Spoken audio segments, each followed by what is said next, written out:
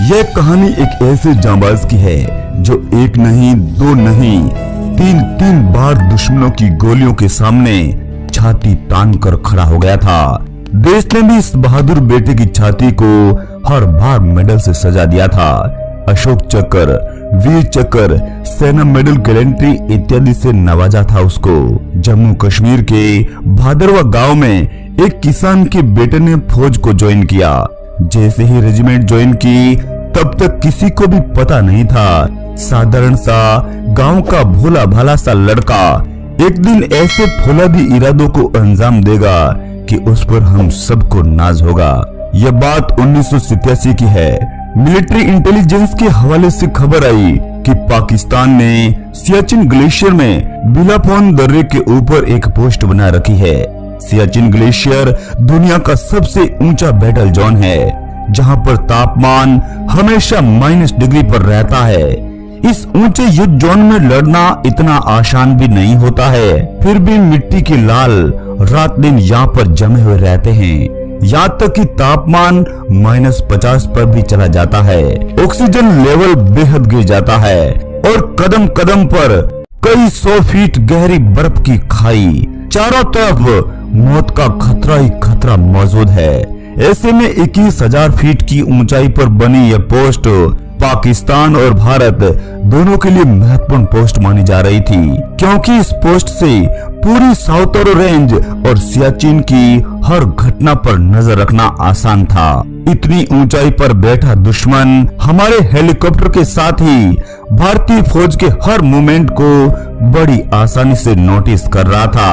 अब ये जरूरी हो गया था कि किसी भी हालत में इस पोस्ट पर कब्जा किया जाए, ताकि उन घुसपैठियों को हमारी जानकारी हो ही नहीं पाए। यह पोस्ट पाकिस्तान के लिए भी बेहद जरूरी थी। इसका अंदाजा इससे लगाया जा सकता है कि उन्होंने इस पोस्ट का नाम ही कायद रख दिया था, यानी पाकिस्तान के निर्माता कायदे आजम मोहम्मद अली जिन्ना पर। कायद नाम की यह पोस्ट बर्फ के एक किले के समान थी। हजारों टन बर्फ के बीच 21,000 मीटर के ऊपर तकरीबन 90 डिग्री की खड़ी पहाड़ियां, जो करीब 1,500 फीट ऊपर की ओर जा रही थी। तब वहां जाकर एक पोस्ट का निर्माण किया जाता है और यहीं पर बैठी थी पाकिस्तान की स्पेशल फोर्सेज, जिसे शाहीन फोर्स भी कहा जाता था। आज जेकेलाई की बहादुर पलटन को यह टास्क दिया गया था कि कायद पोस्ट के ऊपर अटैक करे और फिर कब्जा करके वहां पर भी तिरंगा लहराया जाए। और फिर यहीं से एक पलटन उस ऊंची चोटी की ओर कूच करती है। नायब सूबेदार बाना सिंह, राइफलमैन चुन्नी लाल और उनकी पलटन इस मुश्किल चोटी की ओर रवाना हो जाती है। पलटन छोटी जरूर थी, मगर उनका इरादा बुलंद था। बाधाओं को कुचलते हुए, बर्फ का सीना फाड़ते हुए मुट्ठी भर सैनिक रात के अंधेरे में निकल पड़े थे। मकसद एक ही था, उस चोटी पर तिरंगा लहराना। इस दौरान चाहे मौत भी आ जाए तो भी कोई गम नहीं, मगर हिमालय के उस पार कोई दुश्मन हमें मंजूर नहीं। और फिर दुश्मनों को सरप्राइज देते हुए यह पलटन उस चोटी पर भी पहुंच गई थी। एक दुश्मनों को मौत के घाट उतार दिया था और फिर तिरंगा भी अपने अलग अंदाज में लहरा उठा। इस अदम्य साहस के लिए नायब सूबेदार बाना सिंह को परमवीर चक्र से नवाजा गया था। इंडियन आर्मी ने इस जीत को अमर रखने के लिए इस पोस्ट का नाम कायद से बदलकर बाना पोस्ट कर दिया था। राइफलमैन चुन्नी लाल को उनके जीवन का पहला सेना मेडल गैलेंट्री अवार्ड दिया गया था। समय बढ़ता गया, राइफलमैन से अब चुन्नी लाल हवलदार बन गए थे।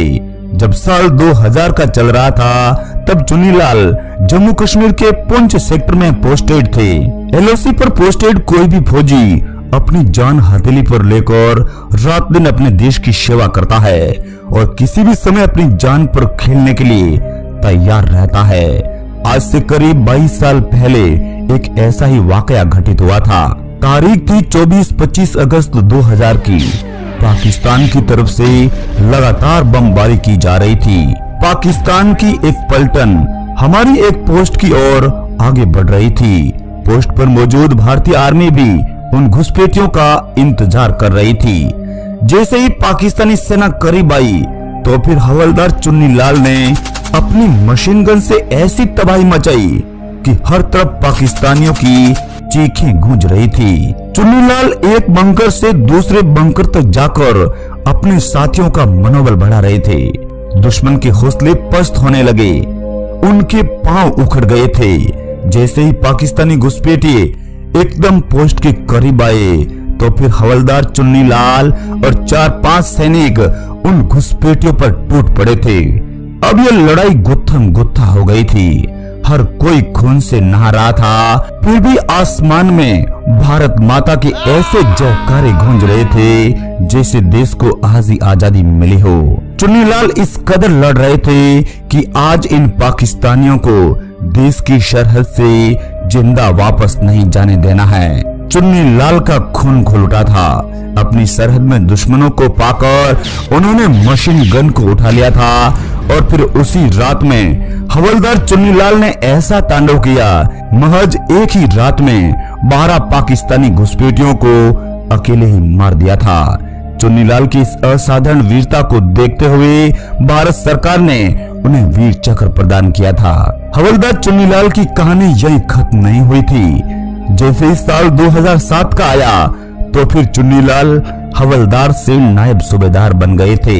इस समय चुन्नीलाल की पोस्टिंग कुपवाड़ा सेक्टर में थी।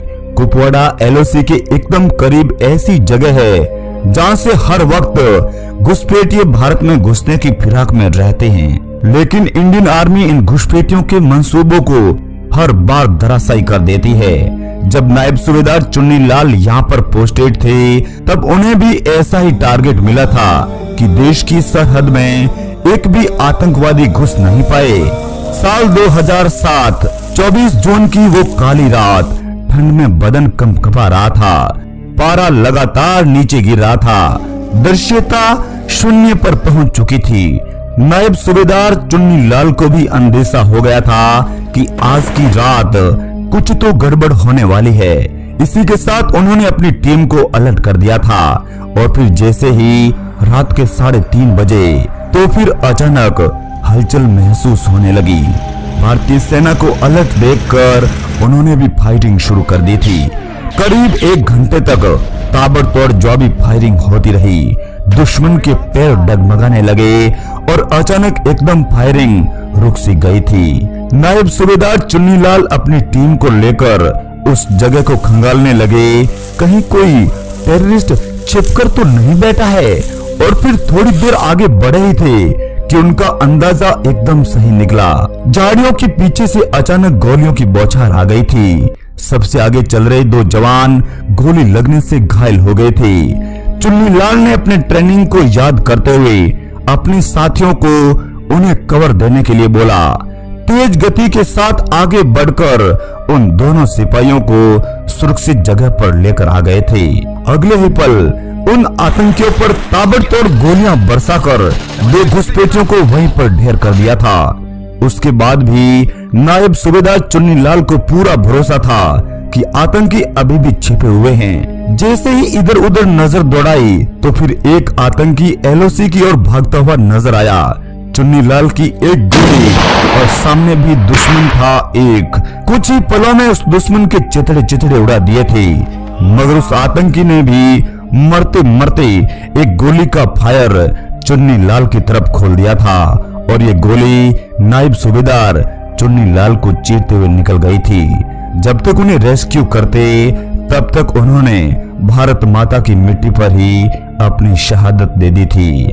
उस महाबली ने अपनी मिट्टी के लिए ऐसा बलिदान दिया था कि भारत सरकार ने उन्हें अशोक चक्र से सम्मानित किया था।